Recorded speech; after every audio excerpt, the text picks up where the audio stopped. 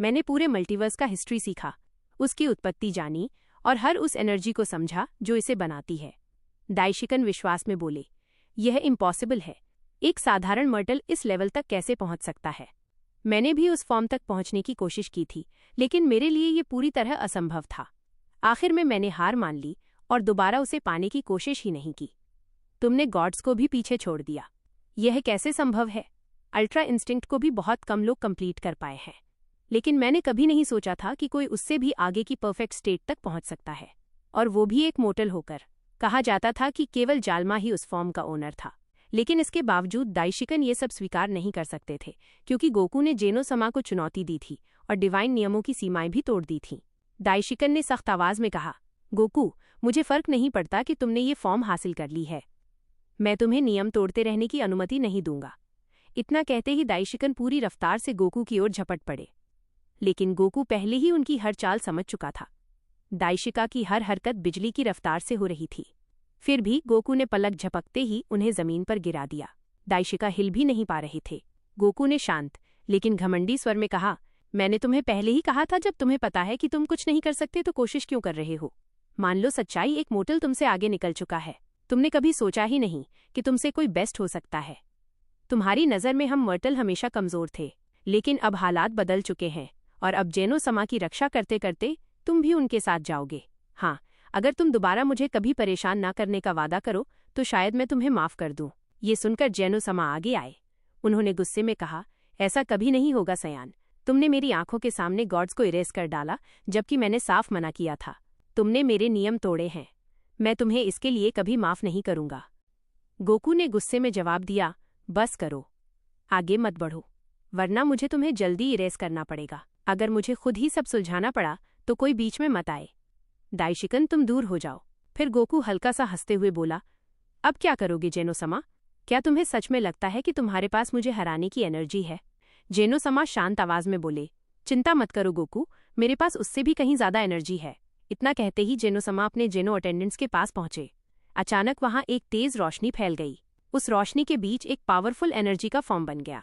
कुछ ही पलों में जेनोसमा अपने जेनो अटेंडेंट्स के साथ एक हो गए। ये देखकर गोकू हैरान रह गया।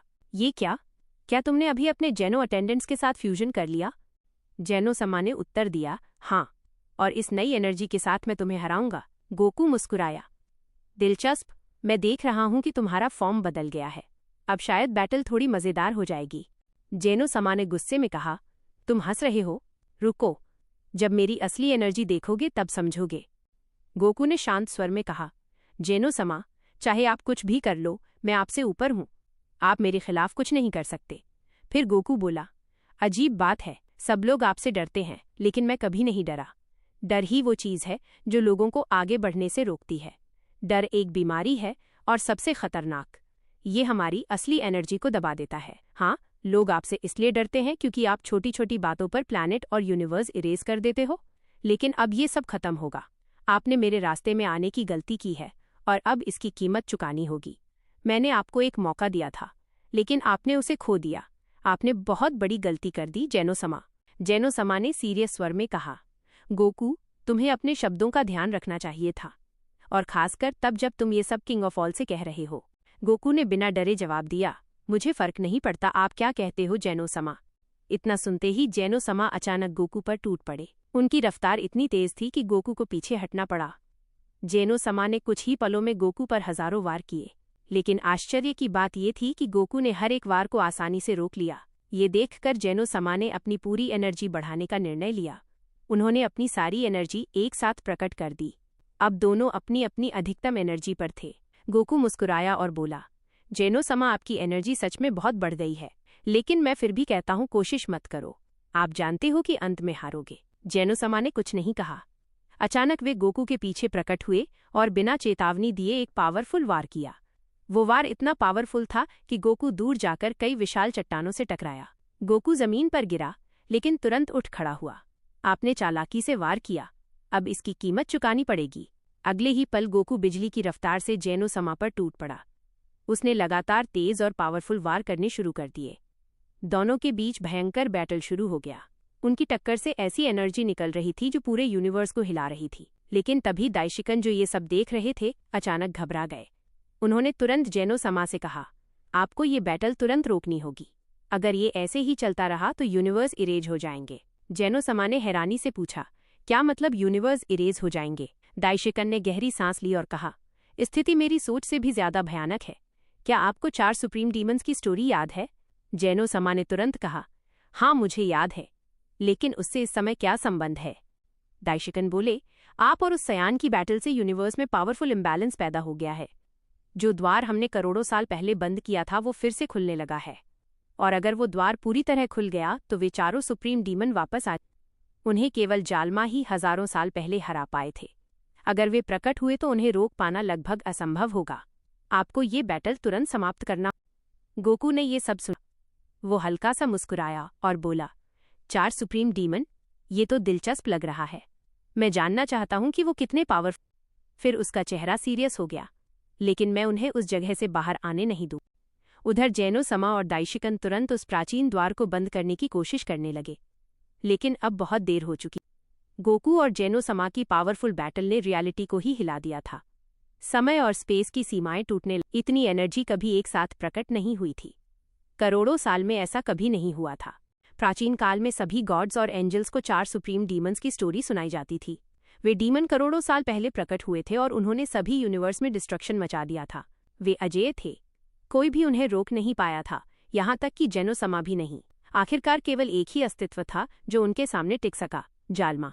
जालमा ने जेनो समा और दाइशिकन की सहायता से उन 4 डीमन को एक विशेष आयाम में बंद कर दिया और वे वहीं बंद रहे करोड़ों साल तक। लेकिन अब गोकू और जेनो समा की इस पावरफुल बैटल के कारण वो प्राचीन द्वार फिर से खुलने लगा था। जेनो समा और दाइशिकन पूरी कोशिश कर रहे थे कि वो द्वार दोबारा बंद हो जाए, यहाँ तक कि गोकू भी उसे रोकने की कोशिश करने लगा, लेकिन सब बेकार था। उन 4 डीमन की बाहर आने की इच्छा उस समय मौजूद किसी भी अस्तित्व की एनर्जी से अधिक पावरफुल थी। द्वार से अंधेरी और पावरफुल एनर्जी बाहर निकलने लगी। जेनो समा घबराकर बोले, ये क्या हो रहा है? हम इसे बंद क्यों नहीं कर पा रहे? दाइशिकन ने सीरियस स्वर में उत्तर दिया, यह आयाम अब इतनी एनर्जी को संभाल नहीं पा रहा। हमारी बैटल की एनर्जी ने उस जगह को छू लिया और अब वो पूरी तरह टूट चुका है, इसलिए हम इसे बंद नहीं कर सके। उसी पल एक पावरफुल एनर्जी के साथ 4 सुप्रीम डीमन उस द्वार से बाहर आ गए। वे तुरंत गोकू, जेनो समा और दाइशिकन के सामने प्रकट हो गए। जेनो समा गुस्से में गोकू की ओर मुड़े और बोले, गोकू देखो तुम्हारी मूर्खता ने क्या कर दिया। सिर्फ तुम्हारी जिद के कारण ये सब हुआ है। अब इस समस्या को तुम ही संभालोगे। गोकू भी गुस्सा हो गया, क्या बकवास कर रहे हो? अगर आप मेरे रास्ते में नहीं आते तो ये सब कभी नहीं होता। चुप रहो मूर्ख सयान, तुमने पूरे यूनिवर्स के अस्तित्व को खतरे में डाल दिया है। अब तुम ही इसे संभालो। इतना कहकर दाइशिकन और जेनो समा तुरंत वहां से चले गए। उन्हें पता था कि उन डीमन के सामने वे कुछ भी नहीं कर सकते। अब सब कुछ गोकू के ऊपर छोड़ दिया गया। दूसरी ओर एक अलग प्लैनेट पर वेजिटा डिफिकल्ट ट्रेनिंग कर रहा था। वो यार्ड्रिड प्लैनेट पर था। कुछ समय पहले गोकू से मिली हार और अपमान का बदला लेने के लिए वो अपनी एनर्जी बढ़ा रहा था। वेजिटा के कहने पर वहां के लोगों ने अर्थ के टाइम चैम्बर जैसा एक विशेष रूम बना दिया था। वेजिटा उसी रूम में ट्रेनिंग कर रहा था। अचानक उसे पावरफुल एनर्जी का एहसास हुआ। हालांकि वो एक अलग आयाम में था, फिर भी उस अपार एनर्जी की लहरें वहां तक पहुंच रही थीं। वेजिटा चौंक गया, यह कैसी एनर्जी है? ये कहाँ से आ रही है? क्या ये काकरोट है? नहीं, ऐसा नहीं हो सकता। ये एनर्जी तो 4 अलग अलग अस्तित्वों की लग रही है और हर एक की एनर्जी पावरफुल है। आखिर बाहर हो क्या रहा है? उधर जेनो पैलेस में गोकू अब उन 4 सुप्रीम डीमन के सामने खड़ा था। उनमें से एक डीमन आगे बढ़ा और बोला, मॉर्टल, पहले हमें बताओ तुम कौन हो? क्या तुम उस जेनो समा के दोस्त हो? तुम यहाँ क्या कर रहे हो? उनकी बात सुनकर गोकू की आंखों में गुस्सा चमक उठा। मैं किसी का दोस्त नहीं हूँ और उस जेनो समा का तो बिल्कुल भी नहीं। मैं जानता हूँ तुम कौन हो और ये भी जानता हूँ कि तुमने अतीत में क्या क्या किया है। एक दूसरा डीमन हंसते हुए बोला, लेकिन हम तुम्हें नहीं जानते। तुम हमारे बारे में इतना कैसे जानते हो? गोकू शांत स्वर में बोला, मुझे तुम्हारे बारे में बीरस ने बताया था।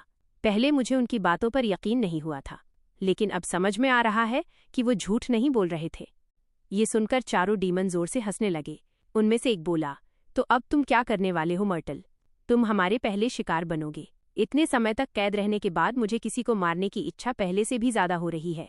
सही कहा कि मोरे, पहले इस बेवकूफ को खत्म करते हैं, फिर उस जेनो समा और उस मूर्ख दाइशिकन को ढूंढेंगे। गोकू हल्की मुस्कान के साथ बोला, तुम लोग मुझे मारोगे? मुझे ऐसा नहीं लगता, लेकिन हाँ, ये बैटल दिलचस्प जरूर होगी। कि मोरे, तुम इस मॉर्टल को संभालो, ये मुझे पहले ही परेशान करने लगा है। जैसा तुम कहो जमी। अब किमोरे गोकू के सामने आकर खड़ा हो गया। गोकू ने मन ही मन सोचा, तो तुम पहले हो। इस बार मुझे जरा भी घमंड नहीं करना चाहिए। इनकी एनर्जी और तकनीकें बहुत खतरनाक हैं। अगर मैंने सही समय पर इन्हें नहीं रोका तो मैं हार सकता हूँ। किमोरे मुस्कुराया और बोला, अटैक करो मर्टल, मैं तुम्हें पहला वार करने दूंगा। मैं कसम खाता हूँ, मैं अपनी रक्षा नहीं करूंगा।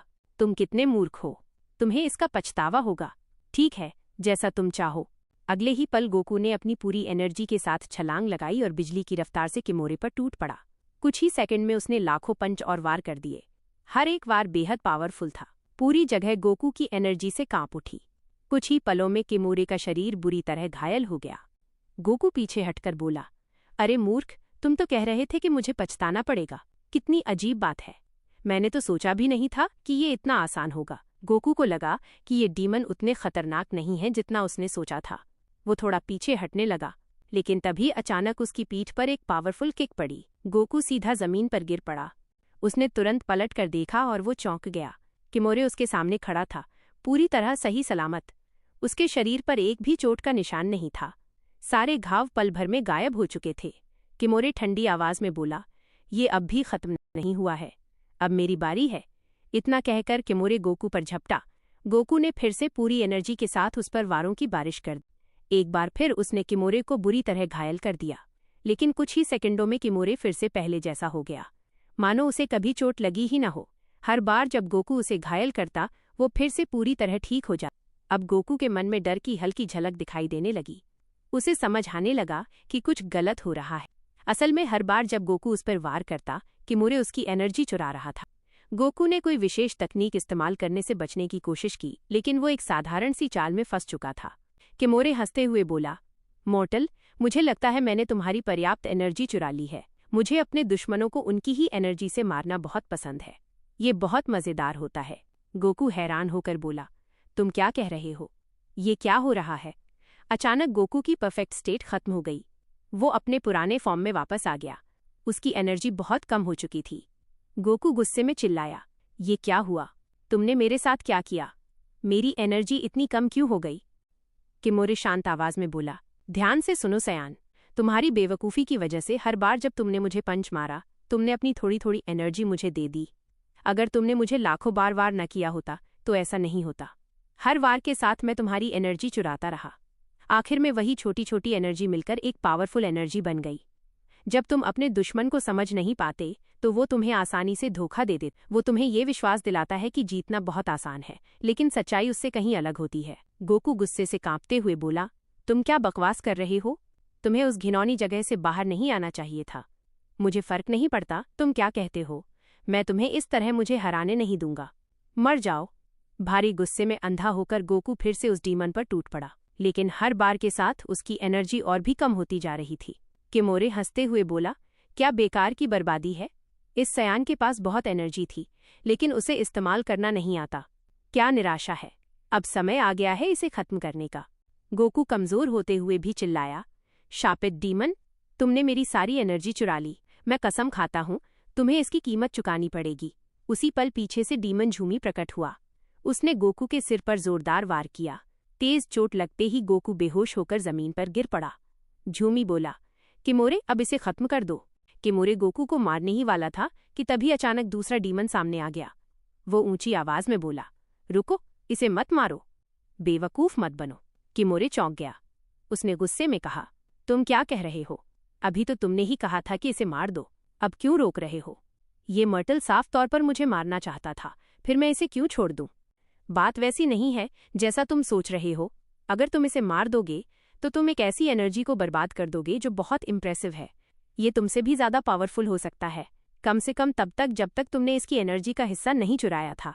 किमोरे ने भौहें सिकोड़ते हुए पूछा, तो मैं किसी ऐसे को जिंदा क्यों छोड़ दूं जो मुझसे ज्यादा पावरफुल हो सकता है? यकीन करो या नहीं, ये हमारे बहुत काम आ सकता है। हम इसे अपने साथ मिला लेंगे। अगर ये हमारे साथ जुड़ गया तो बढ़िया, और अगर मना करेगा तो बाद में इसे मार देंगे। अभी इसकी हालत देखो, ये हमारा कुछ भी नहीं बिगाड़ सकता।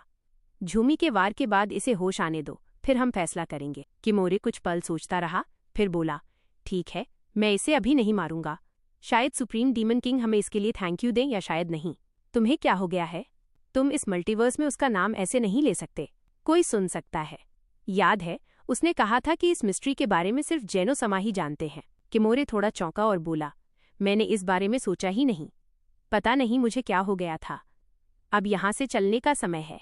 इस मोर्टल को अपने साथ ले चलते हैं। यह कहकर वे बेहोश गोकू को लेकर वहां से चले गए। कुछ समय बाद गोकू ने अपनी आंखें खोली। वो एक अजीब और अनजान जगह पर था। वहां की एनर्जी उसे बिल्कुल अलग महसूस हो रही थी। गोकू ने इधर उधर देखते हुए सोचा, यह कौन सी जगह है? कितनी अजीब है। मुझे बस इतना याद है कि उन शापित डीमन में से एक ने मेरे सिर पर वार किया था। जैसे ही गोकू ने होश संभाला, डीमंस को पता चल गया कि वो जाग गया है। वे तुरंत उसके सामने आकर खड़े हो गए। उनमें से एक बोला, हम जानते हैं कि तुम नहीं समझ रहे कि तुम यहाँ क्यों हो, लेकिन कुछ कहने से पहले यह जान लो कि हम तुम्हें उसी समय मार सकते थे, फिर भी हमने तुम्हारी जान नहीं ली। गोकू ने तिरस्कार से कहा, तुमने मुझे क्यों नहीं मारा? क्या तुम लोग बेवकूफ हो? गोकू बिना कुछ सोचे डीमन पर झपट पड़ा, लेकिन तभी जूमी ने उसका हाथ पकड़ लिया और उसे रोकते हुए कठोर आवाज में बोला, रुको, तुम अभी कुछ भी नहीं कर सकते। गोकू हैरान रह गया। उसने अपनी एनर्जी महसूस करने की कोशिश की। मेरी बाकी एनर्जी कहाँ है? मुझे लगा था कि मैं उसे वापस पालूंगा। मेरे साथ क्या हुआ? मुझे डर है कि तुमने उसे खो दिया है। उसे वापस पाने का सिर्फ एक ही तरीका है। जो एनर्जी किमोरे ने तुमसे चुराई है, वो तुम्हें तभी मिलेगी जब वो खुद तुम्हें लौटाएगा, और फिलहाल उसका ऐसा कोई इरादा नहीं है। गोकू गुस्से से दांत पीसते हुए बोला, पहले मेरी एनर्जी चुराई और अब मुझे धमका रहे हो? सयान, अब तुम्हारा ये घमंड नहीं चलेगा। हमने तुम्हारे लिए एक योजना बनाई है। तुम हमारे साथ जुड़ सकते हो। सुप्रीम डेमोनिक एलीट का हिस्सा बन जाओ। तुम हमारे लिए बहुत काम के साबित हो सकते हो। हमारी सोल्जर का एक इम्पॉर्टेंट हिस्सा बनोगे। गोकू ने तिरछी नज़र से देखा और पूछा, और अगर मैं मना कर दूं तो क्या तुम मुझे ऐसे ही जाने दोगे? तुम खुद समझदार हो, ऐसा नहीं होगा। गोकू मन ही मन सोचने लगा, तो अगर मैंने मना किया तो ये मुझे मार देंगे। ठीक है, अभी के लिए इनकी बात मान लेता हूँ, इसी में भलाई है। ठीक है, मैं तुम्हारी इस बेवकूफ़ एलीट में शामिल हो जाता हूँ। आज की स्टोरी यहीं तक थी, लेकिन आगे जो आने वाला है वो और भी ज़्यादा दिलचस्प होगा। इसलिए सब्सक्राइब करें। सब्सक्राइब करके बेल आइकन ऑन कर लीजिए ताकि अगले वीडियो की नोटिफिकेशन सबसे पहले आप तक पहुंचे, और अगले एपिसोड का इंतज़ार करें। धन्यवाद।